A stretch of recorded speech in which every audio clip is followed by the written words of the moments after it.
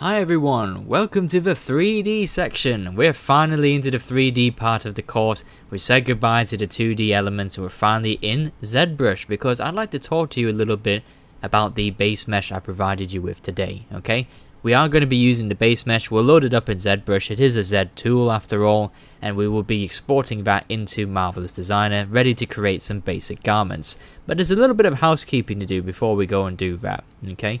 So you'll find the base mesh in your kind of resource file and supporting documents. The name at the moment is female base mesh underscore EUR, which designates a European, and that's just the kind of general ethnicity that this base mesh is particularly tailored towards, okay?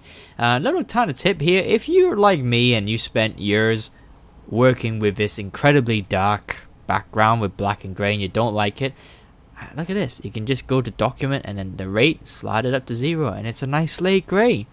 When I found that out, a couple of years ago now, gosh, I was very happy because I could finally get rid of that strong gradient. Okay, so once you loaded up that Z tool there, you can just go ahead and click and drag it out, and let's talk a little bit about, well, what this base mesh is exactly, okay? So, the first thing you might see straight off is, wow, that's a strange looking face. And yeah, it's a little bit quirky, but let's go ahead and talk about it then. So let's frame it up. Okay, you can see I experimented with a bit of poly paint and eye makeup because, well, I was just a little bit bored and took it too far. But a couple of things here before we kind of get started on modifying the character. So I've got eyes, she's got teeth, she's got these kind of Fortnite-esque eyebrows, and she's got hair. Why? Well, generally speaking, when it comes to making female characters, I've always felt personally that it's always nice to have these extra little things, and they do provide a solid reason as to why they are useful. For example, when you're making a face, particularly if you're using a kind of already pre-made head or a base mesh if you like, you can start to get quite extreme with the shapes of the eyes and the face and everything like that, and you will want to have a nice kind of grounding area, and that's what the eyes already there will help you do. They're already poly painted, they're looking slightly off in the kind of corner there, so it will help you kind of keep those eyes looking realistic if you like. You know, you're not always wondering, well, what are the size of the irises compared to my eyelids? Because that's a question I commonly ask myself as well. Now, where do the comical Fortnite eyebrows come in?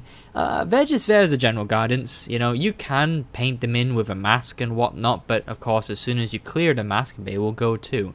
So, kind of having an extra sub-tool just for the eyebrows there, I feel helps with defining the overall expression and feel of the face, if you're always very aware of where the brows are when you're kind of sculpting the face. And the teeth.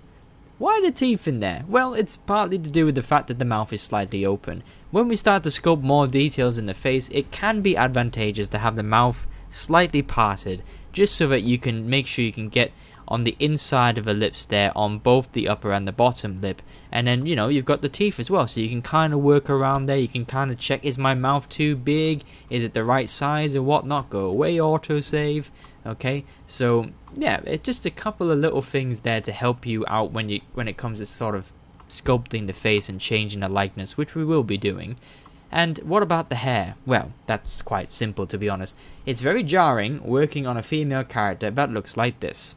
Okay, now whilst we might be used to it, or more used to it with males, and I'm sure anatomy experts out there simply don't mind working with a bald female head, that's fantastic. But for me personally, that helps a lot, just so that I can see, okay, with a basic hairstyle, it's a generic kind of bob hairstyle, you know, what does she look like, you know, and just kind of help me kind of, for lack of a better term, keep the femininity, quote unquote. Okay, so that's the face kind of explained there a little bit, but like I said, we will be changing it up you know, later on in the course.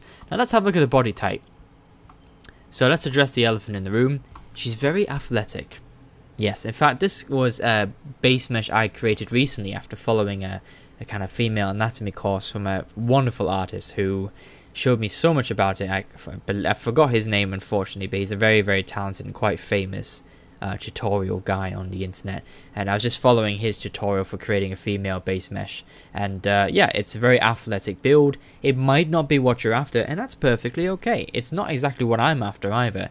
I'm targeting this character to be somewhat athletic, but not so well built. You know, she's quite well built here. She's got pretty big shoulders, she's got large breasts, she's got large buttocks, she's got large, kind of larger thighs, with strong looking body type. I'm thinking this character is going to be a little bit more lean, a little bit more skinnier on that side, so I'm going to be making those adjustments personally. But of course, you're making this character along with me. If you like the athletic build you see before you, well, change nothing about it. That's perfectly up to you. Okay? The next part as well I'd like to talk about is the fact that why are her toes detached? Well, very simply put, I have never made a character that has had toes. Yes, that's right. I've never made a character that's worn sandals or flip-flops. So usually I just have that in my base mesh, kind of cut off toes, because I always give them some kind of footwear. Okay? But I provided toes for you just in case you wanted the toes in there. So there you go. You can also see the general size of her foot. But generally speaking, for the base mesh, I don't really count the toes as part of the body. Strange thought, I know. And last but not least, why is this head kind of just plopped on her neck? Well, because it literally is. If we solo the head mesh, you can see there that you've got this very skewed, strange neck in there, just kind of plopped in on the kind of body subtool there, because it's up to you, depending upon the outfit you'd like to create, and depending upon what hides the texture seam between the head and the body. If it's like a high neckline or something like that, then you could have the, you could hide the texture seam line between the body and the head somewhere. Let's see, you could hide it, for example, if it's a pretty high collar, you could hide it there, around there. Okay, no problem, because the collar's going to be up here somewhere. Okay, but let's say, for example, you've got maybe quite a low top like this. Let's say, for example, it's not our character, right? But let's say you've got a low top like this. You might be like, well, that's a lot of body to include on a head mesh, because remember, the more kind of you include on the head mesh, the more UV real estate your face part will be fighting. So you might be left with a very dire decision to basically put the texture seam right underneath the jaw there, going around the neck, and kind of hide it behind the underside of her hair. And that's kind of where I put this kind of join here at the moment, but I've left it like this just so that you have the freedom to play around with where you want that texture seam to be. Okay, I don't want to make that decision for you, but of course for the character that we've designed together in the concept art phase, this is really not a non-issue, because the neck could be around here somewhere, no problems, and it just be kind of tucked in. Okay, so that's the other thing I wanted to talk about. Before I close this video out, a couple of Marvelous Designer tweaks that we're going to have to do, but we won't do in this video, is we have, I'd say 4 critical problem areas here before we throw this into Marvelous Designer. If we threw her into Marvelous Designer now, we're going to have a bad time. And why is that? Well, number one, the biggest culprit here is the hair. Okay, and yes, I know you might be thinking, well, it's short hair, surely it won't catch on anything. Trust me, it will. Marvelous Designer is very, very good at finding a way to just enthrall itself with any kind of hair mesh, no matter how short it is. Okay, so if you're going to pull something over her head or kind of adjust the collar, trust me, it will find a way to just fight these lovely hair cards that you've made. Okay, so it's best to plop the poor girl into Marvelous Designer with a bald head. Okay, so that's something that we'll have to do. We'll have to just get rid of that and then export that Marvelous Designer mesh as a kind of separate one. The other part as well is that this stance here, you can see she's got a very nice kind of, anatomy arched back like that. Wonderful for getting the forms and anatomy in, but not so wonderful for Marvelous Designer, because what you're going to end up with is you're going to end up with a lot of loose fabric folds just down here. Let's do freehand.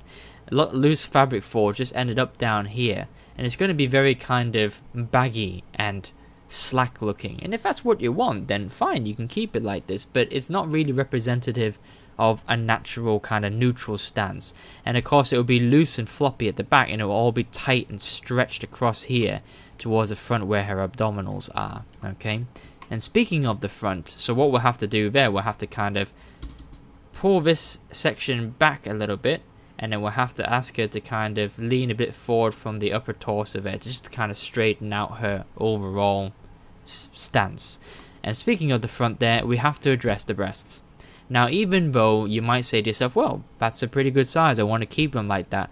With Marvelous Designer, I've always found it has major problem with breasts. And what I mean by that is, is even though this might be the desired size for the character, let's say, it will really do a very good job of focusing all its attention on them right here. So what you're going to end up with is your garment's going to be stretched across there. They're definitely going to be extremely noticeable. Okay, so you might want to make a standard blouse shirt.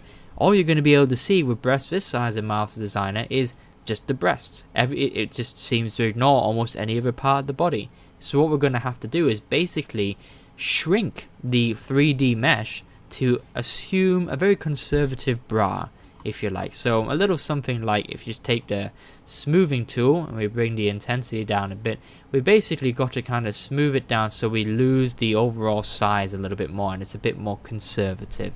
Okay, and on that note, we do have to lose the nipple because that would just simply catch on any kind of garment and it would just be more annoying. So we could trim dynamic that out of existence, so we don't have that problem. Okay, now the second problem, you probably already guessed it, but yes, it's the buttocks. Again, if that's your desired size, fine, no problem, but Marvel's Designer will hate you for it. It will just skew the results, essentially. Trust me, even though it's like, well, that's the right anatomy size, that's what I want, I've always found it just highlights it too much. So again, we're going to have to come in here with the move tool and the smoothing brush and just kind of shrink the overall volume of that there, just to help get some more natural, neutral kind of folds rather than anything too tight or stretched or particularly baggy. Okay, alright, well that's all I wanted to talk about for the base mesh there. I think in the next video what we'll do is we'll go ahead, I will make some tweaks and adjustments that I want personally for this character, because this base mesh is not 100% fit. Okay, so I'm going to go ahead and change that so it's to my liking, but of course look at the techniques I'm going to use, look at some of the considerations I'm going to make, and make your own decisions as to whether or not you want a skinnier build, a bigger build, or you want to just keep it exactly the way it is. That's entirely up to you. Okay, so let's go ahead and do that in the next video.